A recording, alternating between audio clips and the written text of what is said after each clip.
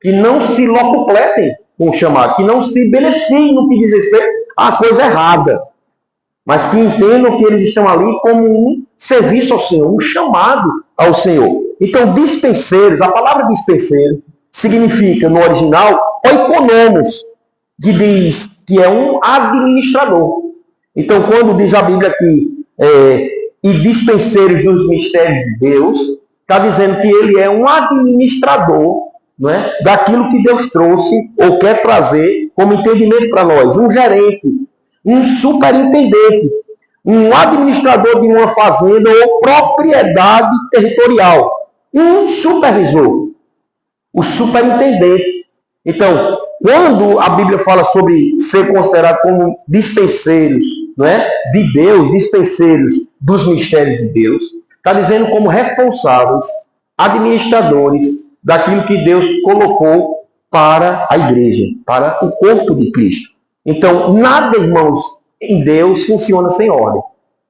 Deus é um Deus de hierarquia, Deus é um Deus de princípios. E quando um princípio ele é quebrado nas coisas espirituais, o único que vai ser desfavorecido somos nós mesmos, quando nós quebramos esse princípio.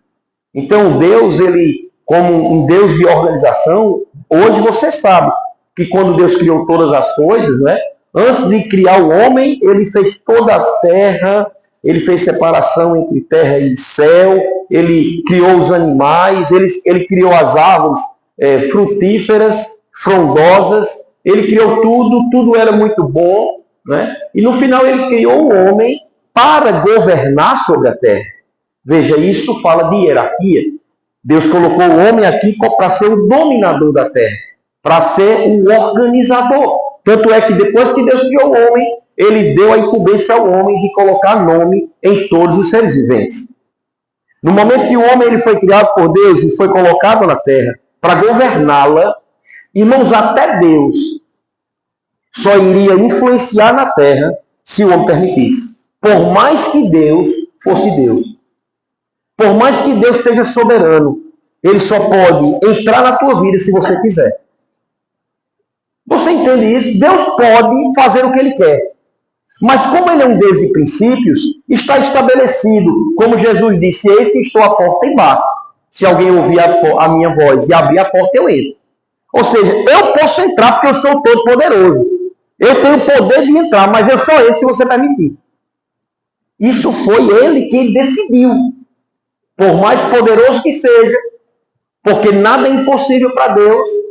Mas eu digo, a Bíblia diz que o desejo de Deus é que todo homem seja salvo, né?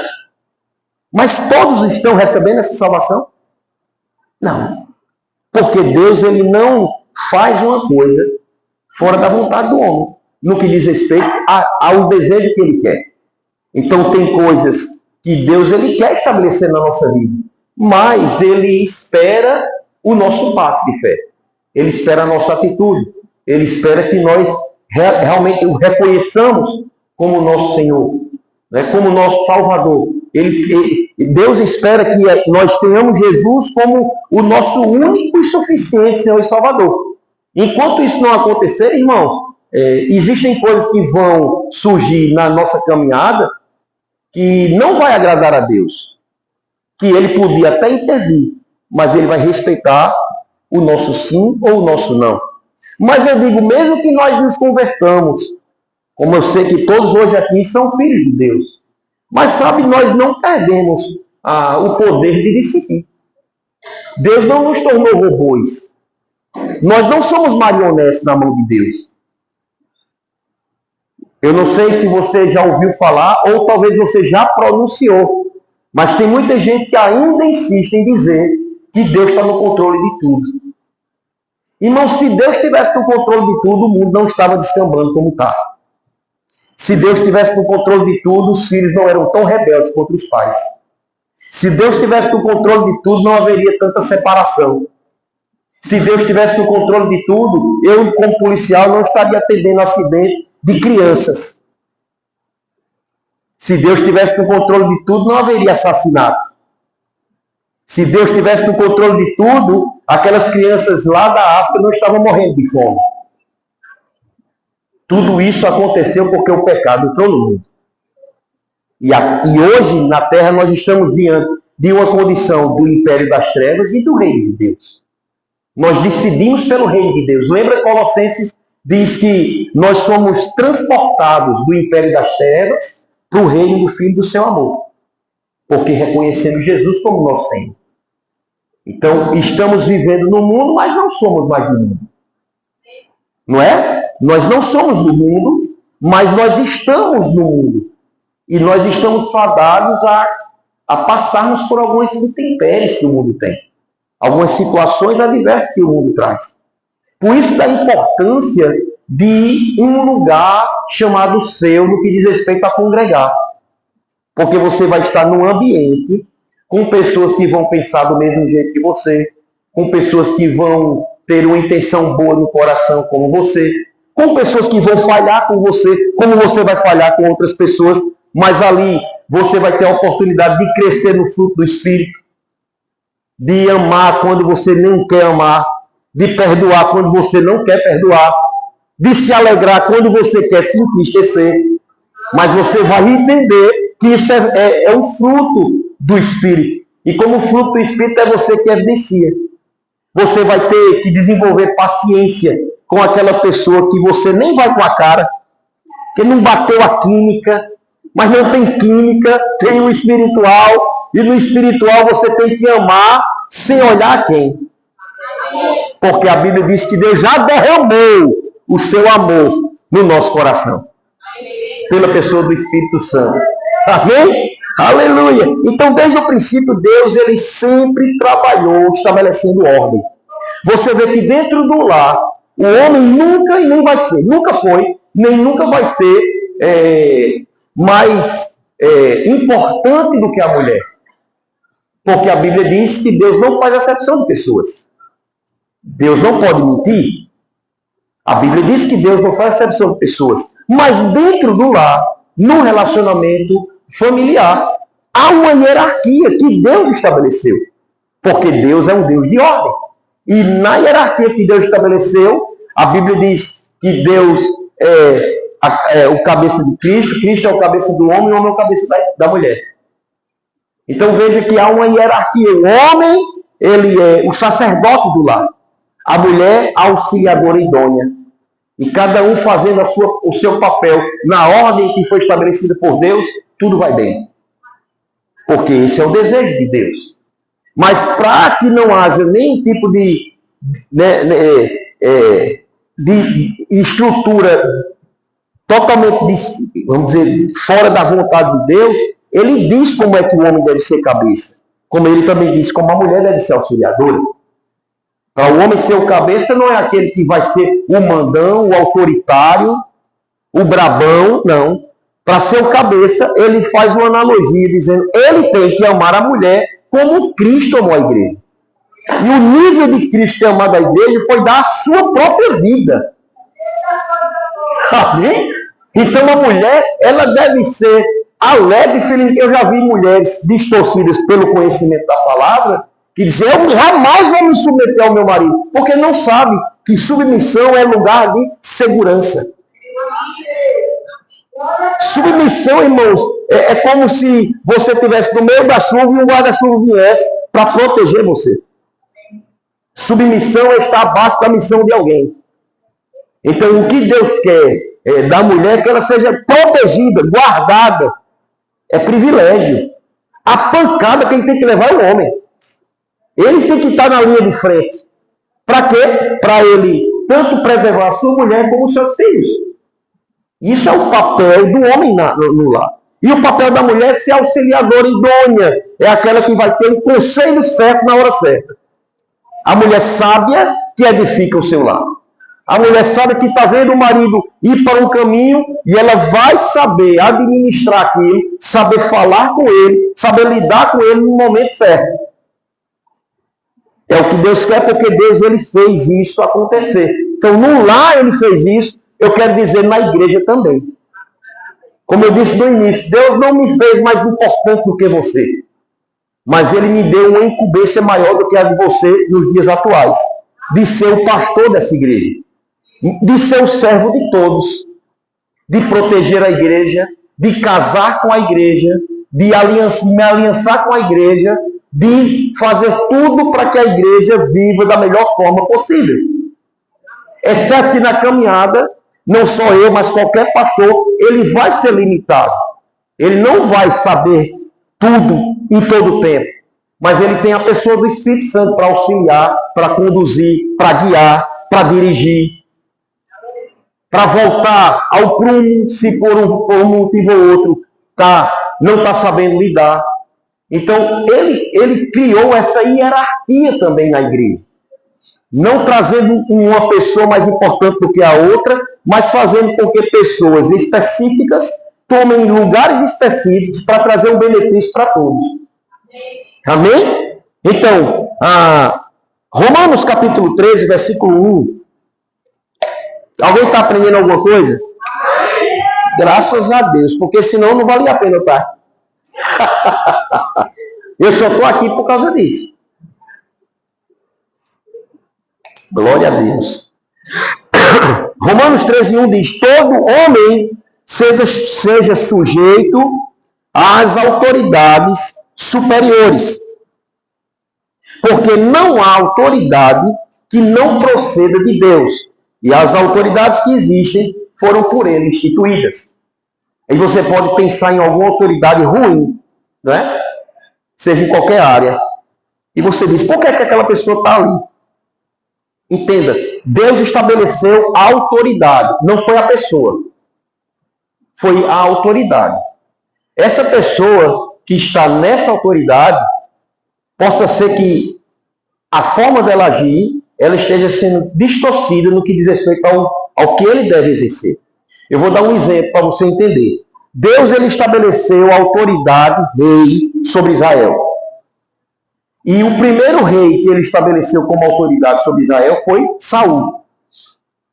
E a Bíblia diz que Saul no início estava todo correto.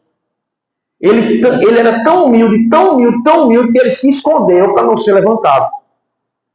Mesmo assim, Deus o encontrou. Porque não adianta você se esconder. Se Deus colocar os olhos em você, não se preocupe, mas cedo ou mais tarde, você vai ter que fazer como Jonas. Porque senão você vai ser engolido pelo peixe. Mas ele sempre vai ter isso. Então Saul, ele foi escolhido para reinar sobre Israel. E Deus precisou chegar para ele e dar umas palavras através do profeta, né, que ele seria mudado em outro homem. E o Espírito Santo tomou posse daquele homem e de fato ele agiu como rei. E no início da sua caminhada estava tudo perfeito. Saul foi um excelente rei no início. Por isso que não basta o início certo. Você está no caminho certo, mas você não vai parar por aqui. Não acabou o discipulado e tudo está resolvido. Não, a caminhada continua. Você tem uma carreira a correr. E não basta começar certo, você tem que continuar certo. Até chegar no final certo. Amém? Então, Saul, ele começou certo. Mas na caminhada, ele mudou o coração. E Saul começou a fazer coisas que não era da responsabilidade dele. Porque como Deus é um Deus de hierarquia, naquela época, o rei, ele era quem governava, mas existia o profeta que guiava. E Deus, ele tratava com o profeta para guiar o povo e dizer ao rei o que o rei deveria fazer. Através de Deus. Né? Holocaustos, coisas como essa. Mas ele foi e se precipitou. Ele tomou algumas decisões, Saul, na sua caminhada, no meio da caminhada, que não agradou a Deus. E por não ter agradado a Deus, o que foi que aconteceu? Ele foi substituído. Veja, a autoridade permaneceu. Deus não acabou o reinado de Israel. Porque Deus não se arrepende do que fez.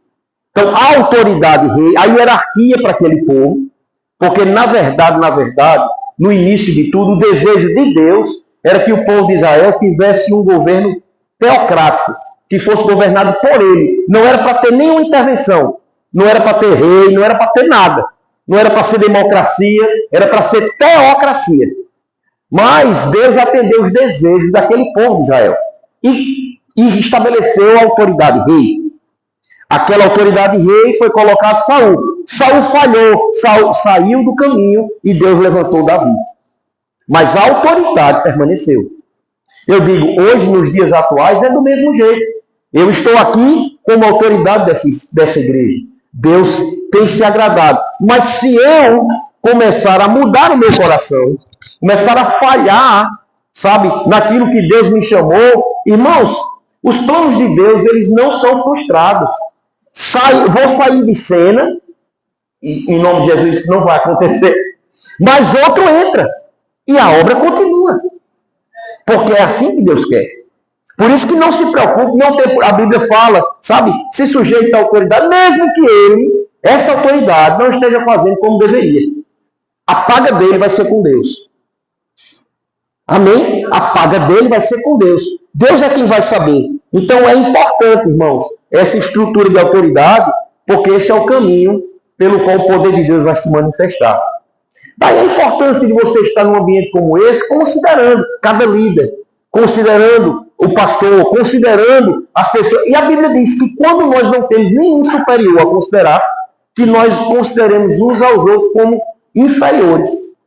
Né? Que a gente deva se sujeitar uns aos outros. Independente de hierarquia, independente de posição. Essa é a vontade de Deus. Então, eu quero falar algumas coisas a vocês no que diz respeito à nossa igreja específica, né? A maneira, a Verbo da Vida de ser. Na verdade, eu vou começar já pelo ministério, uma forma bem prática de você entender. Nós hoje estamos em quase 550 igrejas espalhadas pelo mundo afora. Nós já atingimos praticamente todos os continentes. O único que faltava era a Oceania, mas tem um casal que começou uma obra já esse ano na Oceania. Isso é uma coisa tão distante, irmãos, para aqueles que começaram, como eu comecei lá no início. Eu sou praticamente da fundação do ministério, da igreja, né, do Verbo da Vida. Eu só não entrei no início. Mais ou menos em 1992, 95 eu estava participando da igreja. E nesse tempo, né, desse tempo para cá, muitas coisas aconteceram, muitas igrejas nasceram, muitas escolas. Hoje temos mais de 100, e eu acho que 150 escolas espalhadas pelo mundo afora. 1.100 professores, irmão. E a igreja Verbo da Vida, o Ministério Verbo da Vida tem. Iniciamos em Campina Grande.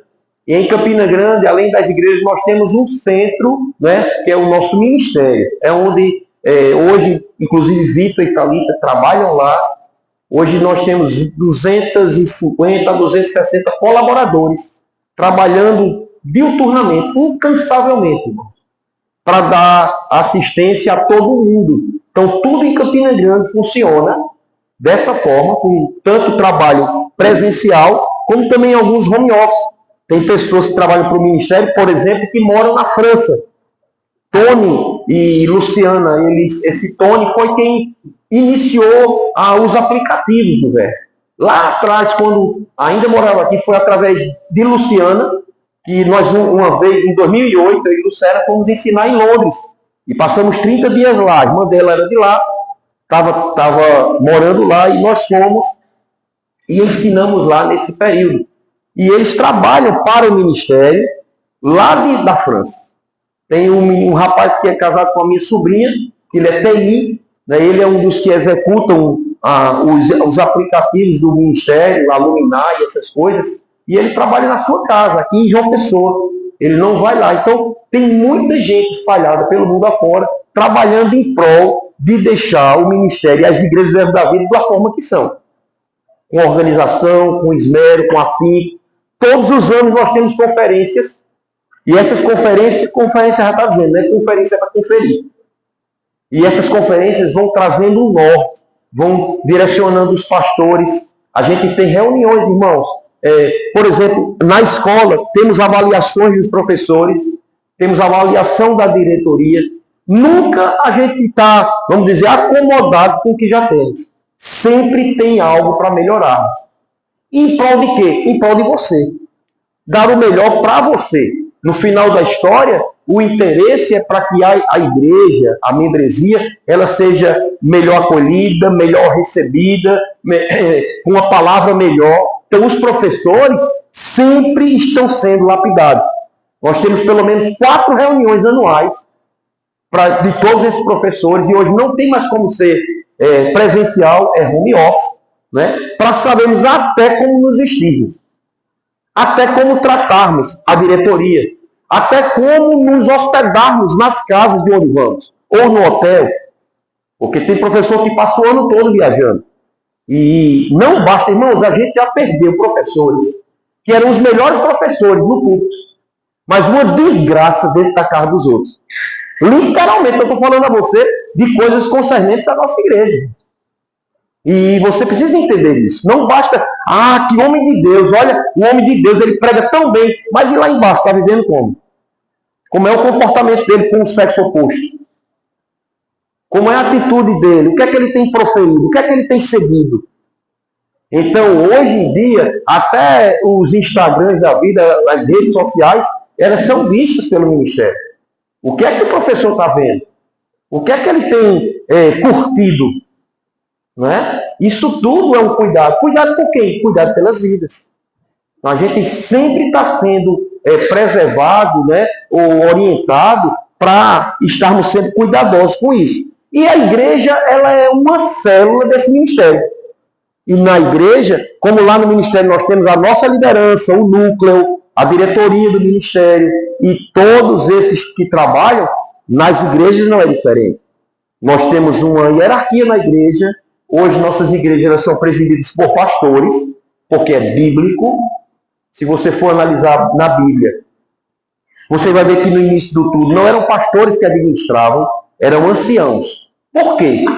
Porque os pastores não tinham estrutura, ninguém tinha nível espiritual. A igreja era bebê, estava começando. Como era bom se a gente fosse a igreja primitiva. Não, irmão, que a igreja primitiva não tinha DI, não. Não tinha, a igreja primitiva não tinha líderes, né? Não tinham pessoas que tinham estrutura de direcionar. Era tudo no início. Tanto é que o diaconato foi instituído por causa de uma reclamação das viúvas dos helenistas, porque não estavam sendo atendidas, não estavam sendo visitadas. E o diaconato se levantou. Então há uma hierarquia, uma organização, uma estrutura, e essas coisas foram tomando frente, tomando rumo numa igreja. Hoje não é mais um grupo de anciãos que estão ali para resolver o problema da igreja. Não. Existe o anjo da igreja. Se você for olhar em Apocalipse, quando Jesus, né, já era quem ele era, como ele hoje é, ele apareceu para João e ele ensinou a João, né? E ele dizia a João, escreve ao anjo da igreja. Então hoje o Senhor ele tem com o anjo da igreja as direções para a igreja. Agora, cabe ao anjo da igreja, ao pastor da igreja, estabelecer um grupo que vai estar auxiliando ele, que é o núcleo da diretoria. Então, nós estamos falando de governo da igreja. Eu quero dizer que aqui na nossa, irmãos, eu sou o pastor presidente, eu sou o presidente da diretoria, Lucerna é a vice-presidente, e nós temos um grupo de diretores, né? O primeiro gestor financeiro é Riscliffe Factori. Riscliffe, ele é delegado da Polícia Civil, já fez o REMA, já fez escola de ministro, é um homem tarimbado na palavra, é um mestre da palavra, né? Hoje ele é formado em direito, né? Ele tem um know-how que pode nos favorecer. Antes dele era o Wesley, que era advogado, né? Era ministro também, licenciado como Riscliffe, e o Wesley está morando em Portugal, então colocamos Riscliffe no lugar dele. Segundo gestor administrativo é Fábio William. E nós temos o primeiro gestor financeiro, pastor Marcelo. O segundo gestor financeiro é o pastor Ranils. E aí nós temos mais 3 conselheiros que compõem a diretoria. Que é Marcos, o Hertão, que foi professor seu. O Herton, por sua vez, além de membro da diretoria, ele hoje é o secretário da Comissão Doutrinária do Rio Grande do Norte. E temos também Joca Júnior. Todos esses homens que hoje compõem a diretoria do ministério são pessoas que têm rema, que têm escolas de ministros, que têm uma vida, um laço no ministério, um tempo já. Não entraram agora, sabe? Não entraram há 2 anos, não. Eles têm um tempo de provação e de aprovação. E a gente se reúne. Por exemplo, amanhã eu terei uma reunião o dia todo com a diretoria. Fizemos já o calendário do próximo ano. Veja o que é organização, gente. Nós já temos o calendário do próximo ano da nossa igreja. Né? Tem uma mudança aqui, tem outra ali. É normal. Mas assim, a estrutura para o próximo ano a gente já está montando. E amanhã a gente vai estar se juntando para assinar alguns documentos, para resolver algumas coisas, para tratar de alguns assuntos e para ter um momento de confraternização diante de todo o trabalho. Então, eu sou o pastor, eu tenho a última palavra, mas deixa eu te dizer, tem coisas que quando nós nos reunimos e eu trago para eles, ou eles trazem para mim, há uma votação. E se a maioria tiver diferente daquele meu pensamento, na maioria das vezes, irmãos, eu vou acatar o que eles estão dizendo. Por quê? Porque a Bíblia diz que no meio de muitos conselhos há verdadeira sabedoria. Eu não posso ser aquele intransigente, como pastor, dizer, não, eu sou o pastor e assim vai acontecer. Agora, existem casos e casos. Existem momentos que o pastor está sob o dom da fé. E no dom da fé, irmãos, quando há algo para ser estabelecido, pode ser que todos fiquem contrários, inclusive no Sena. E eles vão ter que se submeter. Mas não é sempre. Você entende isso? E quando eu digo, gente, eu entendo que vocês estão com cuidado, mas Deus está tratando com isso. Todos eles dizem, então, pastor, se o senhor está estabelecido nisso, a gente pega junto. Então, eu não coloco pessoas perto de mim para serem lagartixas. E o que é que a lagartixa faz? Né? O tempo todo, o que você diz, a lagartixa só aceita. Não, eu não quero pessoas dessas perto de mim.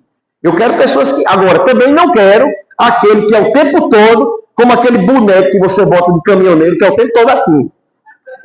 Contrário a tudo que você fala, não. Nem muito, nem tão pouco. Né? Nem tanto ao mar, nem tanto à terra. Mas é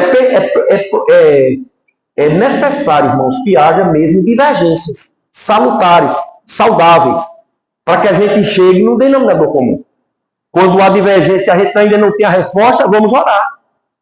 E Deus vai nos dar a resposta.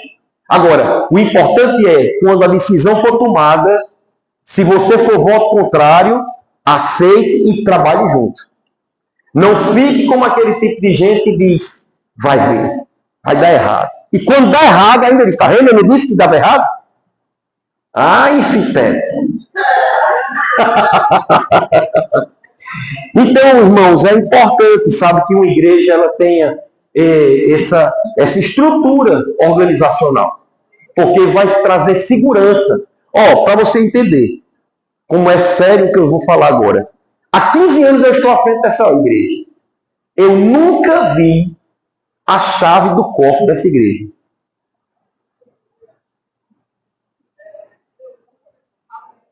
A Bíblia diz, irmãos, que a gente deve fugir da aparência do mal.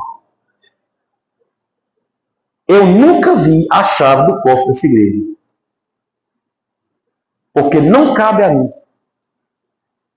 Não cabe a mim isso.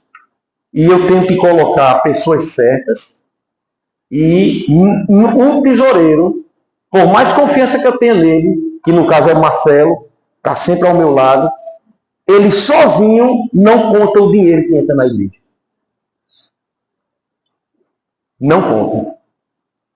Porque a gente tem que fugir da aparência do mal. Tem que ir ele e pelo menos dois do diaconato, ou ele e o vice-líder, ou ele e Jéssica, que hoje trabalha na secretaria dessa área, para que não haja nenhum tipo de desconfiança. Até porque tudo que a gente lida na igreja não é nosso.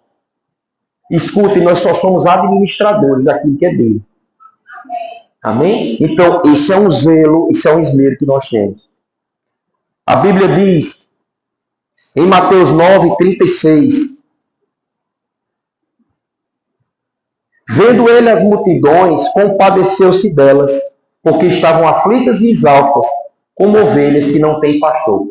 Foram palavras que Jesus ele observou pessoas que estavam totalmente atônitas, atordoadas, perdidas, espaçadas, exaustas, né, agoniadas do juízo.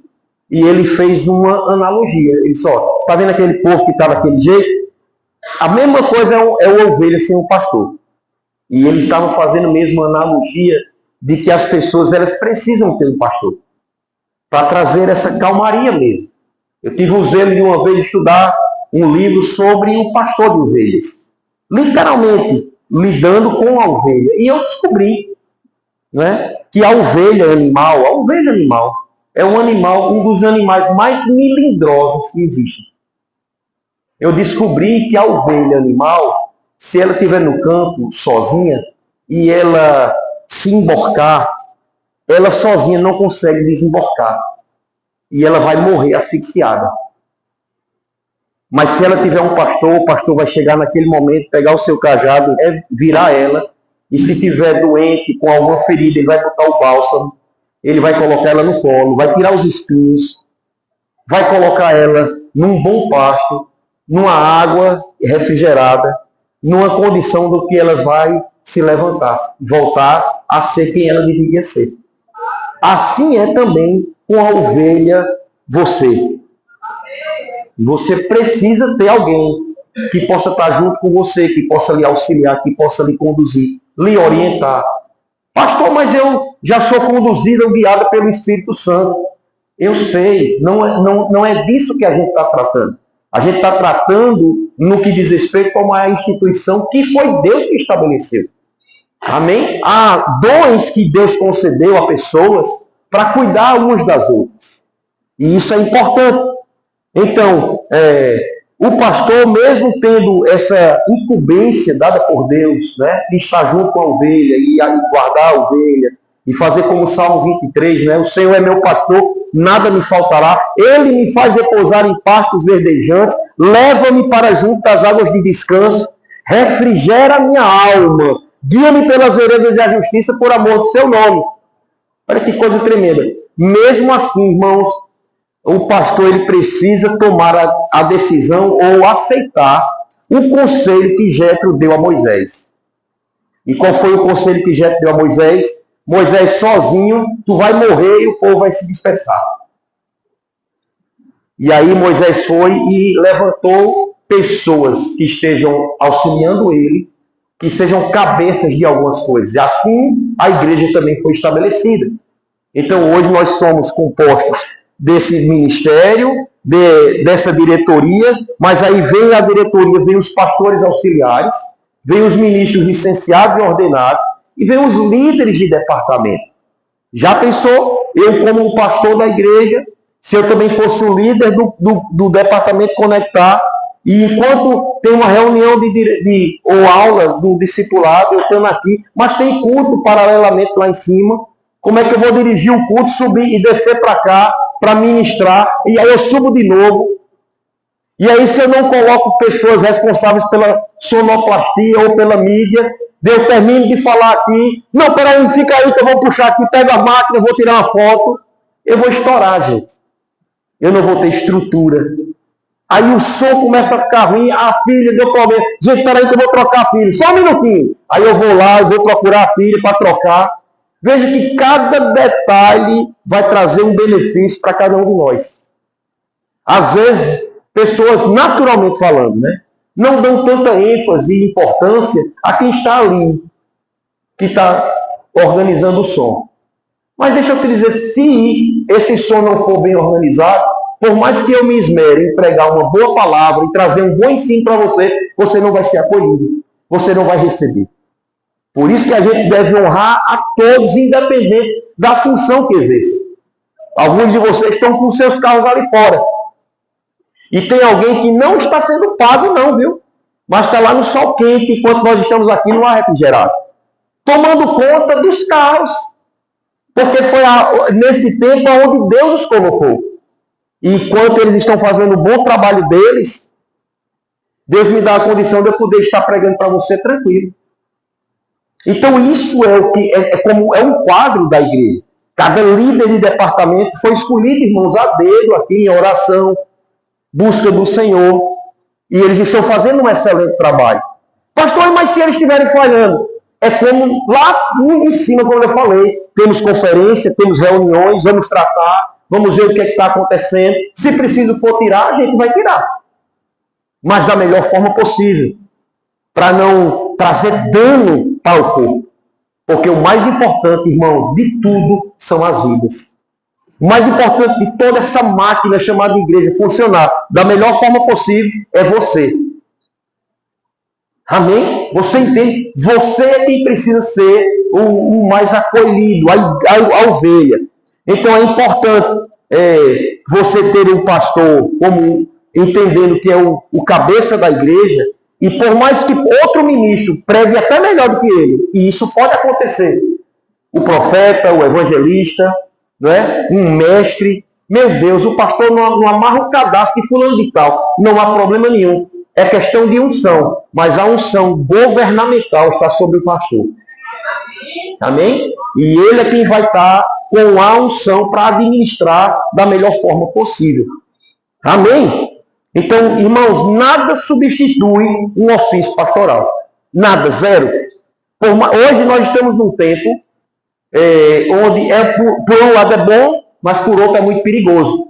Hoje a gente tem em casa, na nossa mão, qualquer tipo de ministração que a gente queira ouvir. Através do YouTube, né? Através das redes sociais, a gente tem de diversas coisas. É bom, é maravilhoso, desde que você saiba o que está fazendo. Você sabe usar essa ferramenta boa. Porque tem muita gente falando de Deus aí que é tudo menos Deus. Ou distorcendo. E alguns dizem, eu não preciso de igreja porque eu posso ficar dentro da minha casa e sendo alimentado. Eu quero lhe dizer que o YouTube nunca vai fazer seu casamento. O YouTube não vai visitar você no momento que você precisa de uma visita. O YouTube, ele não vai no velório do seu parente. As ministrações que você pode vir, não vai. Então, tem momentos e momentos. O YouTube não vai te aconselhar no momento que você precisa de uma palavra individual, de uma direção para ter e de abrir o seu coração. Vai ter alguém ungido e separado para dar essa instrução a você. Daí a importância de você congregar, até porque, como eu disse, né, é bom, mas a gente tem que ter cuidado. O YouTube pode fazer você se afastar da Assembleia dos Santos. E uma lenha fora da fogueira vai perder o fogo. Lenha foi feita para estar perto da fogueira. Deus não nos chamou para sermos isolados. Diz a Bíblia, o solitário busca os seus próprios interesses. Então é importante que a gente esteja junto. Amém? Estou quase concluindo. Hebreus capítulo 10.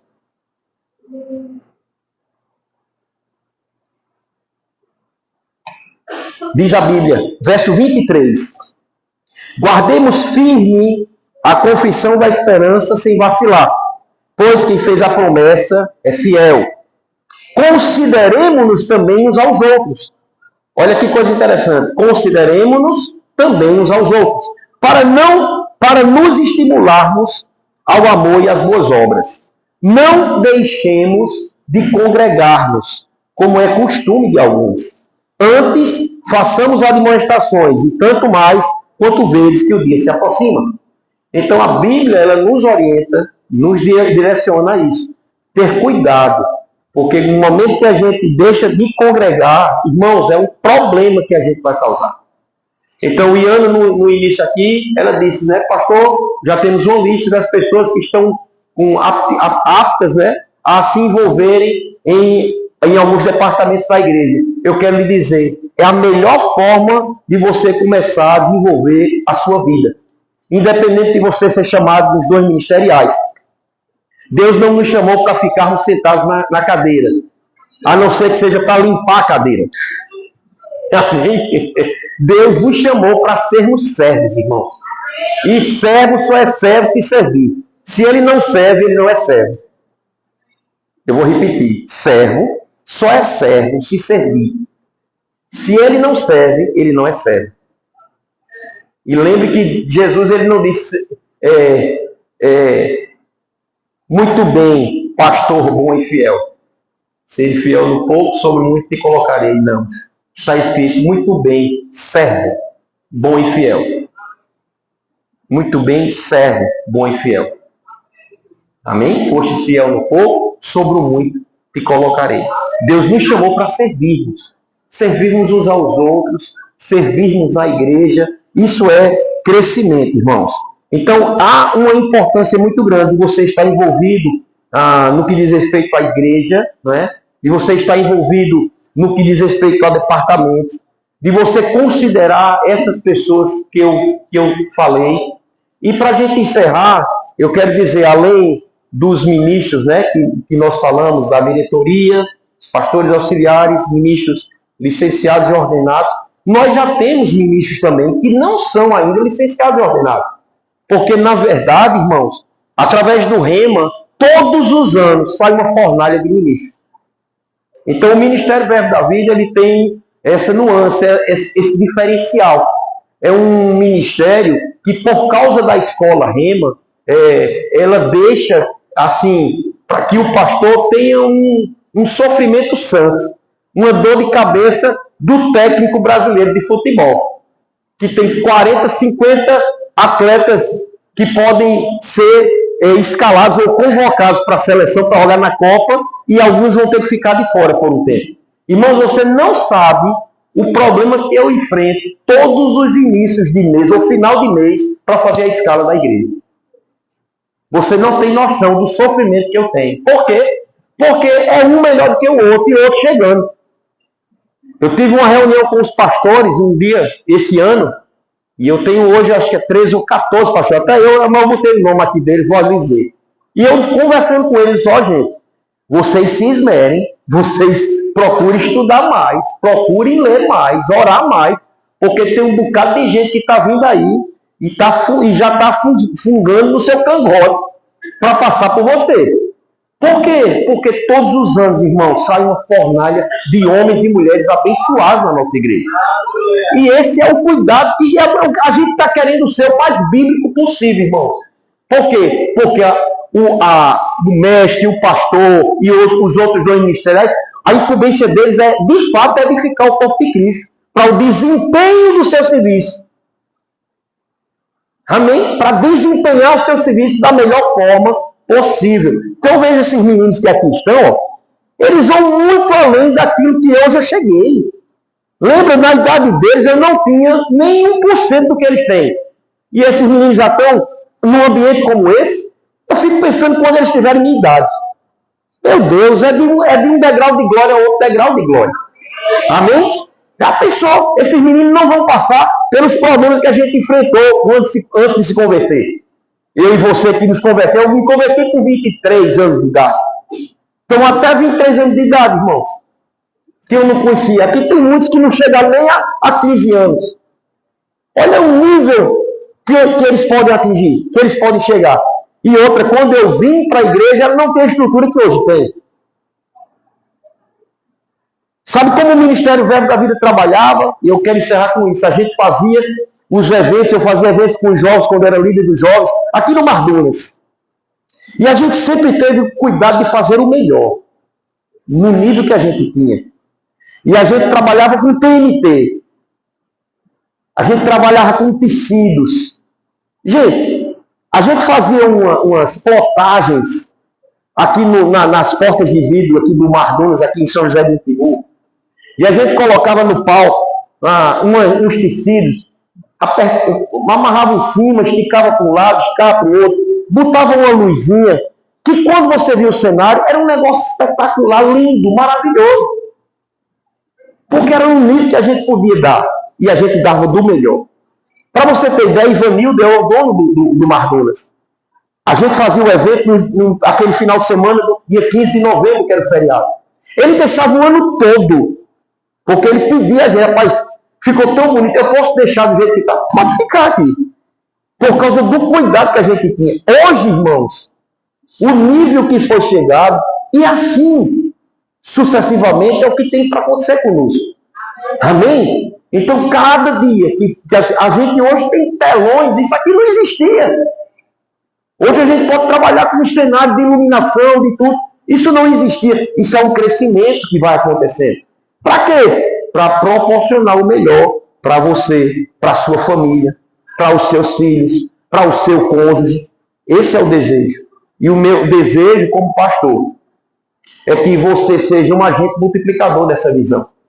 Eu quero mesmo dar boas-vindas, né, a você como membro Verbo da Vida.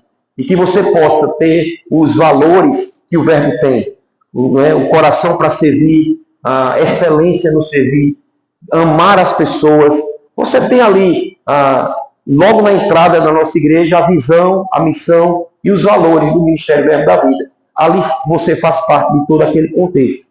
E eu quero mesmo que você seja bem acolhido, amado, e se nós falharmos com você, nos procure. Se você tem alguma coisa que quer questionar de alguém ou de alguma coisa, ou até do seu próprio pastor, me procure. Minha porta sempre vai estar aberta. O acesso ao meu celular vai estar lá no WhatsApp. Eu lhe garanto, irmãos, que se você falar comigo, possa ser que num primeiro minuto eu não lhe atenda, mas com certeza eu vou lhe atender da forma mais rápida possível. Qualquer hora, irmãos. Pastor não tem hora. Amém? Eu, como policial, eu tenho. Eu trabalho 24/72, mas como pastor não tem hora para lhe atender. Esse é o meu chamado. Eu estou aqui para fazer isso para você, para lhe servir da melhor forma possível. E tenho pessoas maravilhosas junto comigo, que são os meus braços, onde nós podemos atingir e alcançar o maior número possível de pessoas. Eu quero, através de você, que o próximo discipulado não esteja com essas cadeiras vazias, mas você, através da sua vida, possa preenchê-los, trazendo e dizendo a essas pessoas: vinde e vede um ambiente que tem me alimentado da melhor forma possível. Amém? Vocês são importantes demais. Beijo no coração de cada um de vocês e até a próxima.